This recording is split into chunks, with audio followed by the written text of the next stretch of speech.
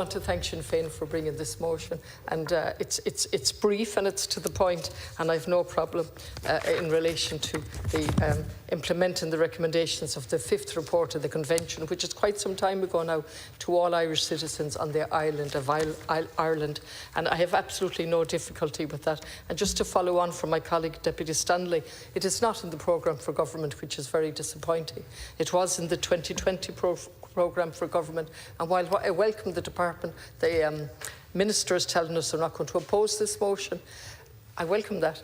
But just like my colleague said, or somebody said, often that's a recipe for doing nothing. So perhaps maybe at the end you might tell us what is the next step, having accepted this motion, where we're going with this. We've had many attempts before. We've had the 34th Amendment of the Constitution back in 2014 that didn't go anywhere. We have the 5th report of the Convention, 2013 didn't go anywhere. Now you're agreeing with the motion. I welcome that. So just tell us what you're going to do with the next step. Is it a cross-party committee? What forum is there going to be to do it? And indeed, it's beyond ironic that we can elect somebody as president, as we all know, and it's been said so many times, former President Mary McAleese, and indeed other candidates from Northern Ireland, like Martin McGuinness, and they couldn't vote for themselves. I mean, it's just unacceptable given the Good Friday Agreement from 1988. It goes against the principle of equality, and it really allows us to continue speaking out of both sides of our mouth in relation to Northern Ireland.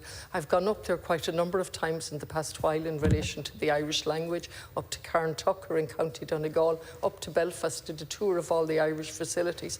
And actually the strongest emotional feeling I had crossing over was that we had literally cut off our right arm in terms of Northern Ireland, and it is time to have a realistic timescale for United Ireland, and this is the first immediate step that we could take. In relation to the broader issue of extending votes to the diaspora, while in principle I agree with that, I think there are huge practical problems in relation to that that really need to be teased out, and I'd like to see this part of the motion go ahead because it's a much easier way to progress it, and then look in more detail at what do we mean, because there are quite a number of articles in the Constitution involved. Article 12, Article 16, one in relation to the presidency, one in relation to the Dáil. But then we also have a very interesting article, Article 9.3, and Irish citizens have a fundamental political duty of fidelity to the nation. And we need to tease out that. What is the nation as opposed to the country? And how do we protect that article? So while I'm open in theory to extending it to the diaspora, it certainly very much needs to be teased out in a manner that's very respectful.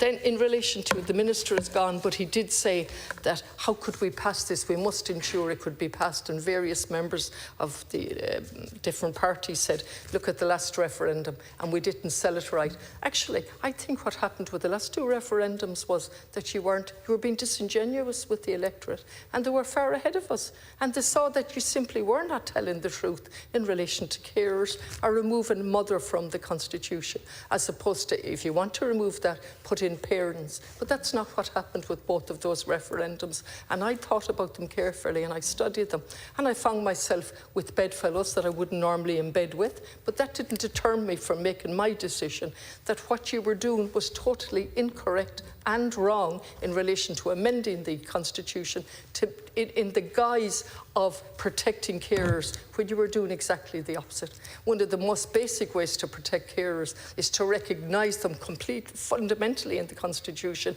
in a separate article, and then to roll out the practical steps that should be taken, and separately then the importance of the family. Whoever is in charge of the family, mother, father, parents, I've no problem with that, but the two separately. And you didn't do that, and you misled the people, and they were way ahead of you, absolutely, and they voted overwhelmingly against both referendums. So maybe you might learn from that to actually speak honestly and openly to people as to what you're doing and stop the deceit. And then further, you decided there was a referendum, the patent court referendum. That was vital, you told us. I remember at the time I sat and listened to you. It was absolutely vital that we would change the Constitution to allow for that. Suddenly it didn't matter anymore. It's gone. You might be able to help us, Lascan Gorla, where that's gone to in relation to the importance of a united patents court, and we had to change the constitution to allow for that, and suddenly it was put off because the government got a bashing in both referendums. So when you go back to disinformation and distrust, it comes from governments.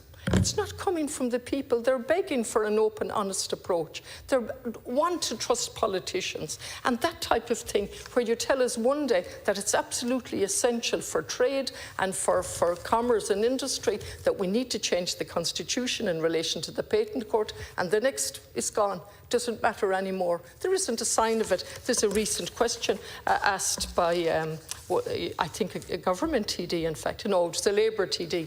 And the answer was, the international agreement on a united patent court was signed and so on. Government has committed to a local division, will be established if Ireland ratifies. But nothing is happening. Nothing. And no explanation other than you decided, oh God, we're going to get another bashing. Now, I agree with you, it was very important to change the referendum on this, but you didn't do it, and you sought to change the referendum on two other issues that was completely wrong and disingenuous. So back to this, I would ask you to deal again with the steps that need to be taken from the fact that you're not opposing the motion. So what are you going to do next? Gormil Magad.